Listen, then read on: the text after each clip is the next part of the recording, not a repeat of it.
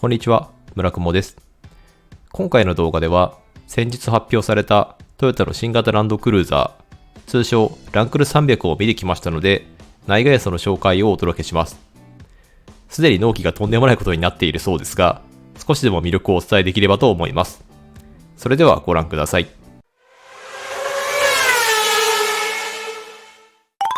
今回紹介する車両の概要はご覧の通りです。グレードは GR スポーツを除くと最上級グレードにあたる ZX グレード。エンジンとしては 3.5 リッターターボのガソリン。駆動方式は 4WD。外反色はプレシャスホワイトパール。内装色がニュートラルベージュの仕様となっています。外反色に関しては、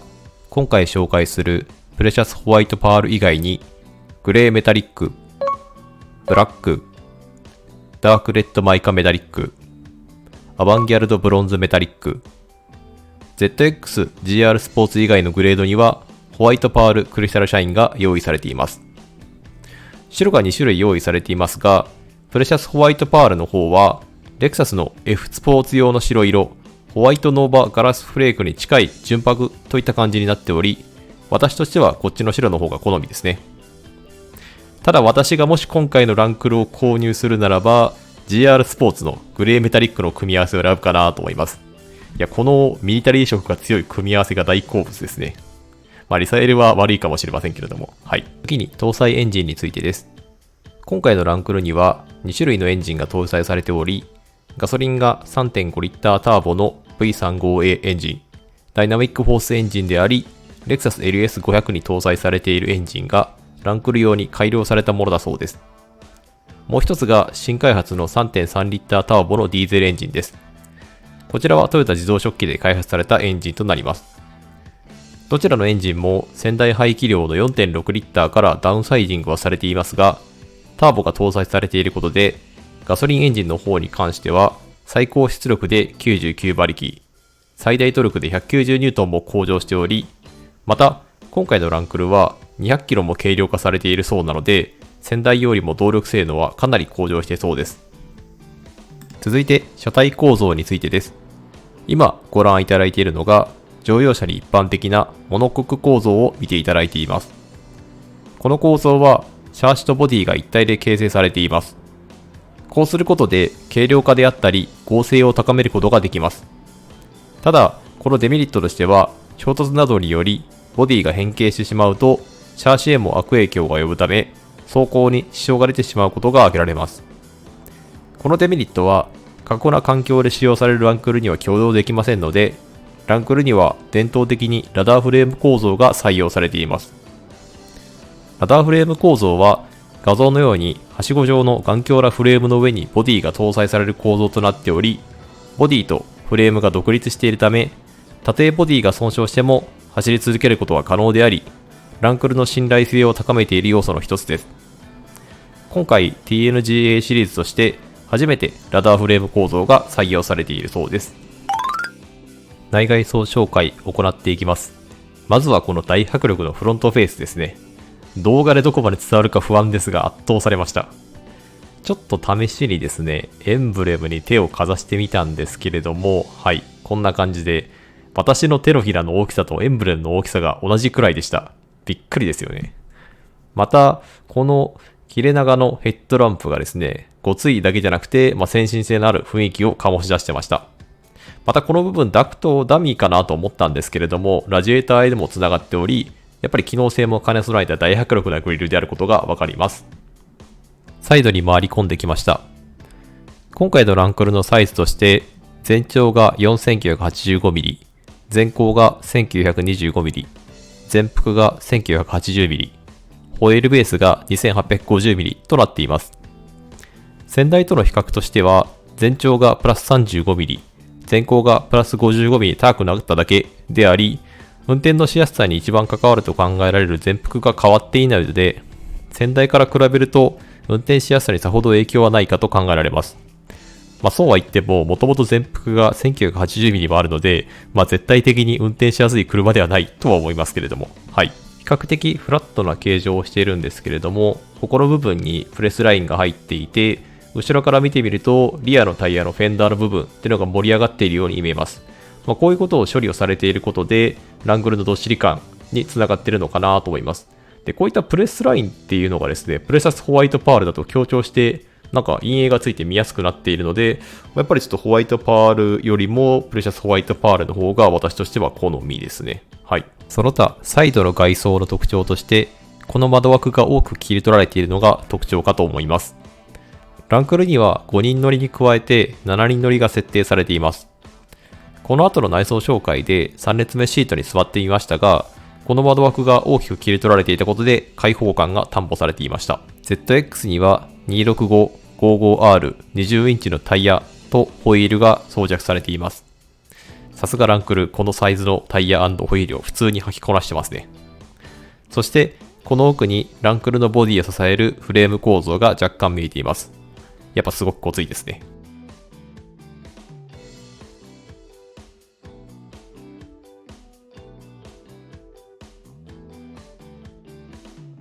続いてトランク容量についてです。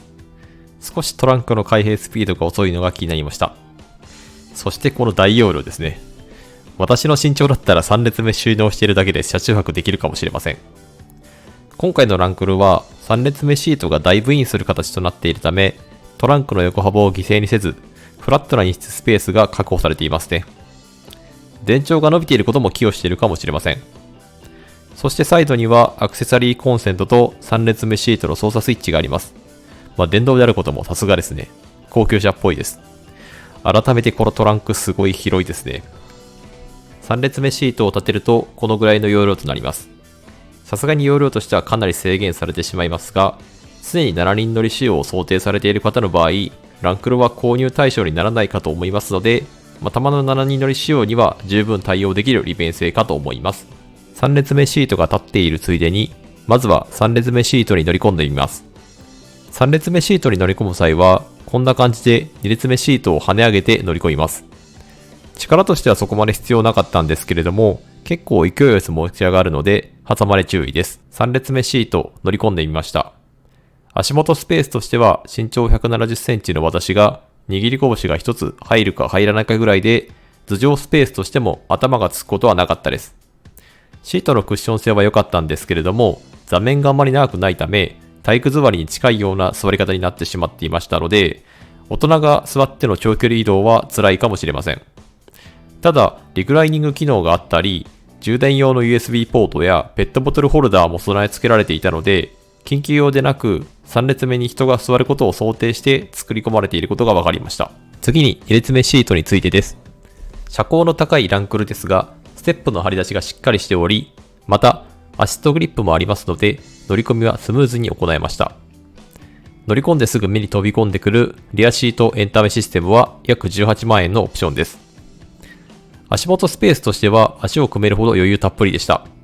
やっぱり快適ですね。ドアの内張りについてです。オプションですが JBL のサウンドシステムがついていたり、柔らかい樹脂パーツ、持ち手にはソフトパッド、ウォールナットの木目調パネルもベージュ内装とあって高級感たっぷりでした。ちょっと汚すのが怖いですけれども。はい。残念だったのがムーンルーフの開口幅です。幅がすごく狭かったため、後席まで光が届いていない印象でした。3列目シートまである車両なので、もう少し開口幅を大きく取ってほしかったです。もしかしたらランクルの強度要件との兼ね合いがあったのかもしれませんけれども。はい。あとさらなる快適装備として、後席用エアコン操作スイッチ、後席のシートヒーター、シートベンチレーションまで装備されていました。以前 RAV4PHV の車両紹介動画で RAV4PHV の装備が全部盛りと説明しましたが、さすがはフラッグシップですね。装備の充実さで RAV4PHV を上回ってきました。最後に運転席に乗り込みます。運転席も後席同様にサイドステップとアシストグリップを活用すればスッと乗り込むことが可能です。ちょっと今は右手で iPhone 持ちながら乗り込んでいるので、ちょっと変な乗り込み方になっていますね。はい。で、運転席からの前景はこんな感じになっています。印象的であったのは、フロントの見切り性能が思ったよりも高いことですね。で、ボンネットの両端部が盛り上がっているということと、フロントフェイスが垂直に切り立っていたこと、また A ピラーの角度がそこまで寝ていないことから、サイズは、車両のサイズとしては大きいんですけれども、見切り性能は良さそうなので、サイズの割には運転しやすい車なんじゃないかなというふうに感じました。やっぱりここら辺の見切り性能の良さっていうのは、やっぱりそのオフロードを走っている時でも結構重要なんでしょうね。ドアの内張りについてです。質感に関しては当然ですが、抜かりはありませんでした。ソフトパッドが多用されており、ウォールナットのパネルに加えて、ウィンドウスイッチの代打がピアノブラックプラスメッキ加色が加えられており、付きなしといった感じでした。ステアリングに関してです。スイッチの配置に関しては、その他のトヨタたちと同じく、左側にオーディオ関連、右側にレーダークルーズ関連のスイッチが集約されていますが、デザインは角張っている印象で、ランクルに似合ったデザインとなっていました。タコメーター周りには7インチの TFT 液晶モニターが埋め込まれており、燃費やクリアランスソナー関連、レーダークルーズ作動状況など、情報の切り替えが可能となっていました。続いてナビ周りです。ナビのサイズはオプションの 12.3 インチのナビが搭載されていました。ダッシュボードの両線との被りが気になりましたが、ランクルの運転席のシートポジションはかなり高いので、被ることはなかったです。その下にエアコン関係、シートヒーター、シートベンチレーション関連のスイッチが物理スイッチとして配置されています。それぞれのスイッチの形状が工夫されており、走行中でもブラインドタッチしやすいように配慮されています。その下にはブルーレイや DVD 用の挿入口があります。今時は珍しいかもしれませんけれども、嬉しいユーザーはおられるのでしょうね。そしてその横にドライブモード関連の操作スイッチがありました。この位置にスイッチ類が配置されているのは珍しい気がしますが、開発者の話によると、荒れ地を走っている際には、こまめなスイッチ操作が求められるため、シフトのようにパッと手が届く位置に配置されたそうです。その周辺にデフロック関連のスイッチがあり、トルク配分をコントロールできます。その後ろにペットボトルホルダーが横置きに配置されています。さすがにこのサイズだと横置きが楽勝でできますね。で、ここ気になったんですけれども、携帯置き場でしょうか。ラバー素材だったので滑りにくくはなっていたのですが、さすがにここに置いておくと飛んでいってしまいそうでしたね。少し謎です。アームレストは両側から開くことができるようになっており、この展示車にはオプションの冷蔵庫機能が付けられていました。ちょっと恐るべしですね。グローブボックスは肝仕上げ等々はされていませんでしたが、2台になっていて何でも入りそうな印象でした。シートに関してはヒーターとベンチレーション機能を備えている上に本革の質感のいい快適のシートでした。ランクルの内装としては唯一ムーンルーフの開口幅が狭いことが気になりましたが、やっぱり最上級グレードっていうこともあり、付きなしの質感でしたね。その他内外装紹介では紹介しきれていない機能をお伝えします。まずはセキュリティ面の指紋認証システムです。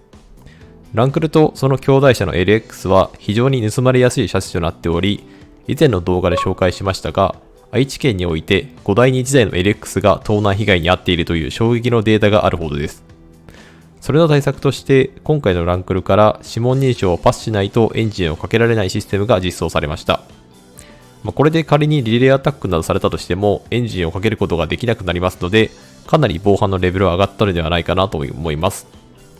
ただ、災害などがあった際の非常時にユーザー以外の人が動かさないといけない場合はどうすれば良いのでしょうか。ちょっとそこが気になりました。続いて、ランクルのアクロ走破性です。今ご覧になっていただいているのが、ランクルの途半精度に関する数値です。日本でこれらの能力が 100% 発揮される道というものはそうそうないかと思いますが、最大渡過性能 700mm は魅力的な数値かと思います。昨今日本各地がゲリラ豪雨などによる水害の被害に遭っています。その万一の際の対策として、ランクルは頼れるパートナーになってくれると思います。まとめです。今回、ランクル300に関する内外装の紹介を行ってきました。内装、外装ともにフラッグシップにふさわしい堂々とした佇まいと全部盛りの快適装備と質感の高さが担保されていました。それでいて、この内外装紹介でお伝えすることは難しいですが、パワーアップしたエンジンとラダーフレーム構造による世界最高峰のアクロ走破性を持っている車両となっています。昨今、ラグジュアリーな SUV が各種メーカーからどんどん出てきていますが、質感の高さと SUV としての実用性の高さを持ち合わせた車としては、やっぱりランクルが唯一の存在ではないかと思いますので、欲しいと思ったら納期の問題もありますので、一度ディーラーの方まで足を運ばれると良いかと思います。今回の動画の内容としては以上となります。この動画の内容がいいねと思った方はグッドボタンであったり、チャンネル登録のほどよろしくお願いいたします。次の動画作成のモチベーションにつながります。それではご視聴ありがとうございました。